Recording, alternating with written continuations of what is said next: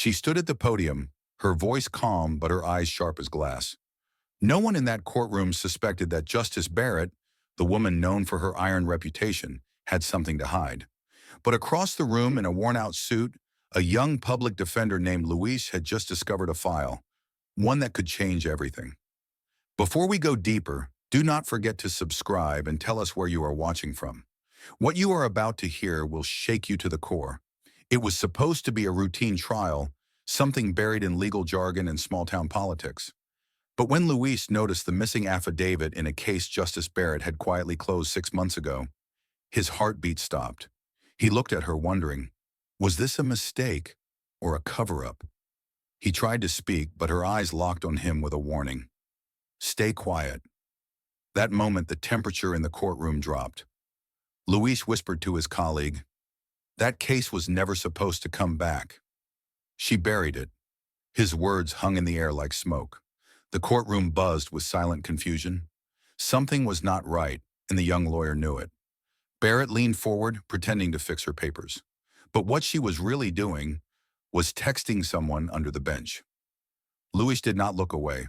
He watched her hands, her eyes, her nervous tapping on the gavel. She was no longer the composed judge the media praised.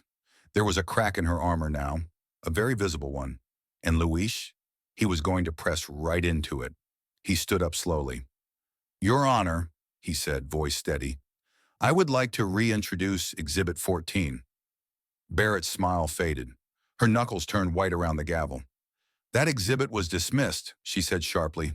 Irrelevant. Luis did not blink. With all due respect, ma'am, it was not dismissed. It was misplaced, and I have the proof. A hush fell over the courtroom. Even the jury sat straighter. Barrett's clerk shuffled papers behind her, panic flashing across her face. Barrett tried to interrupt, but Luis raised the envelope. Inside it was a signed statement from a key witness, one Barrett had claimed never existed. From the back of the room, a woman stood up, older, fragile, holding a cane. Her voice cracked through the silence. That statement, that is mine. Barrett froze. The woman hobbled forward, eyes locked on the judge. You told me my testimony would be dangerous. You said the system could not protect me, so you buried it. Gasps echoed. The court reporter's fingers trembled.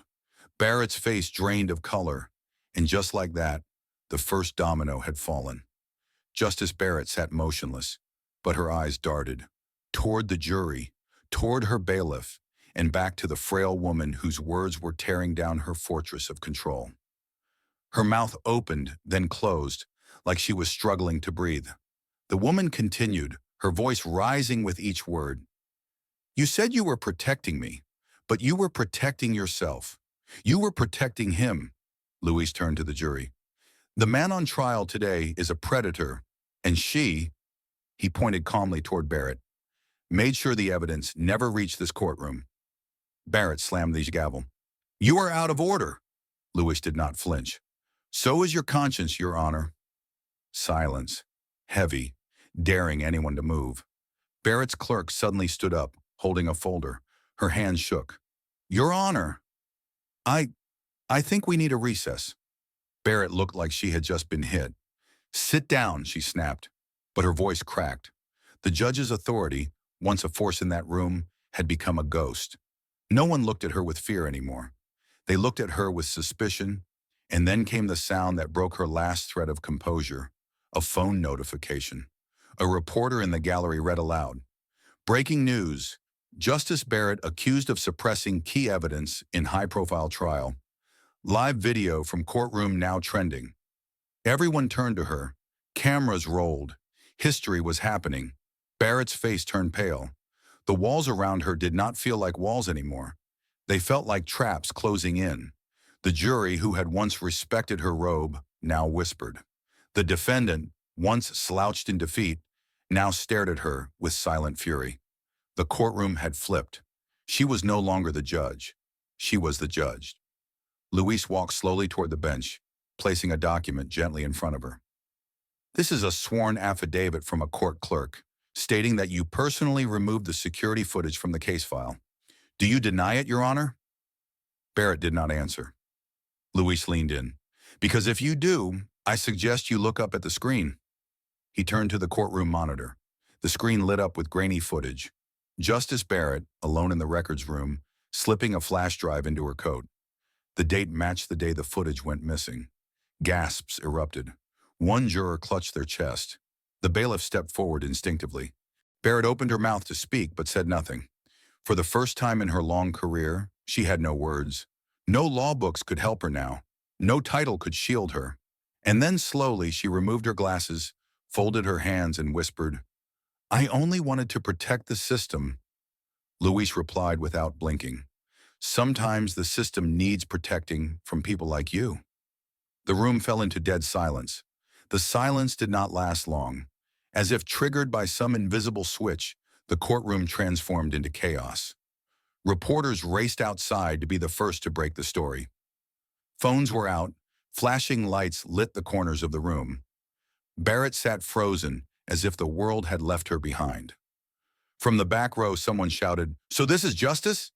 And another voice answered, "No, this is corruption, and it ends today." The judge's assistant stood in disbelief, clutching her files so tight her knuckles turned white.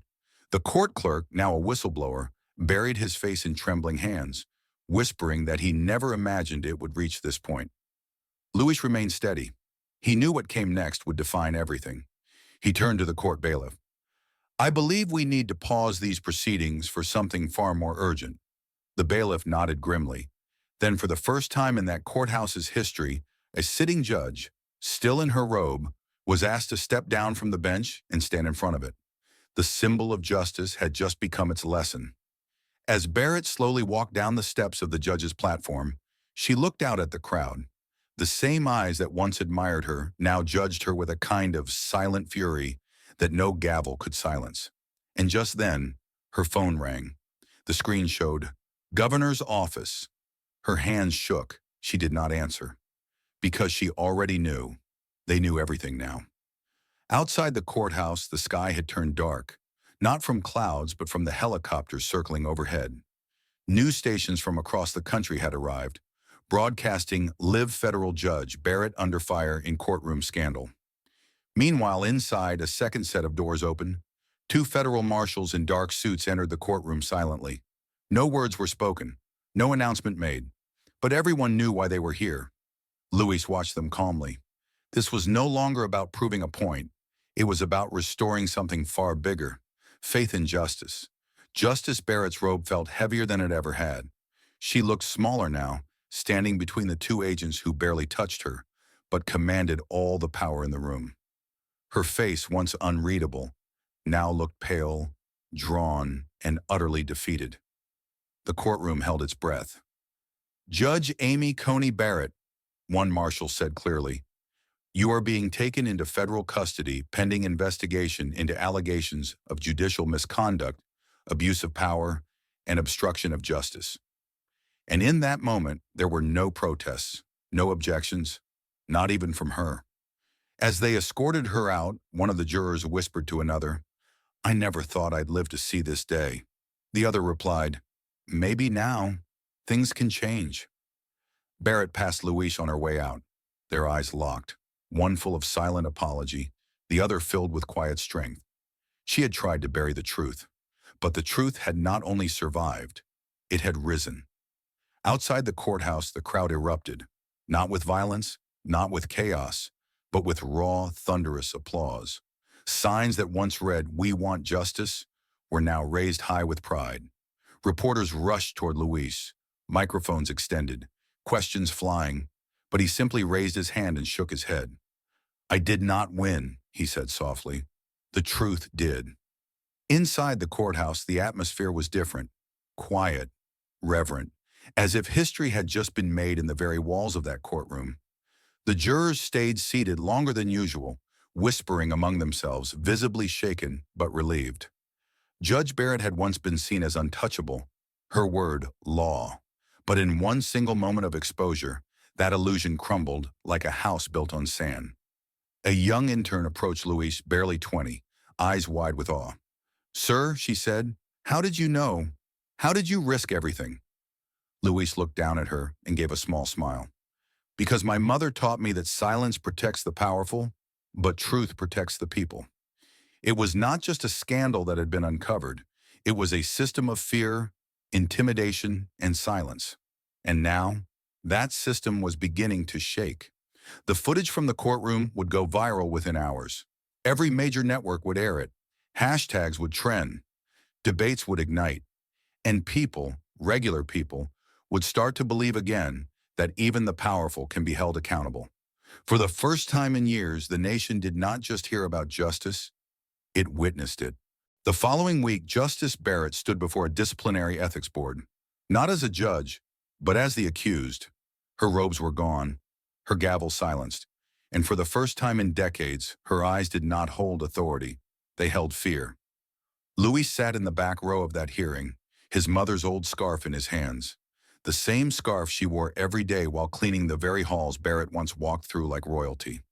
He was not here for revenge. He was here for closure. A panel member looked directly at Barrett. "You silenced witnesses. You tampered with evidence. You tried to destroy a man's life to protect your own reputation. Do you have anything to say?" Barrett stood up.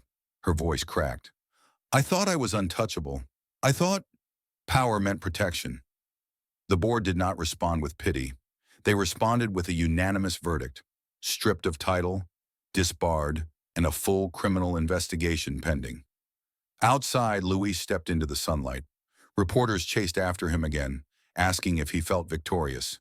But he only said one thing: "No one is above the truth, not even those in robes." As he walked away, the sky broke into the soft glow of evening light, calm just like the silence that followed justice.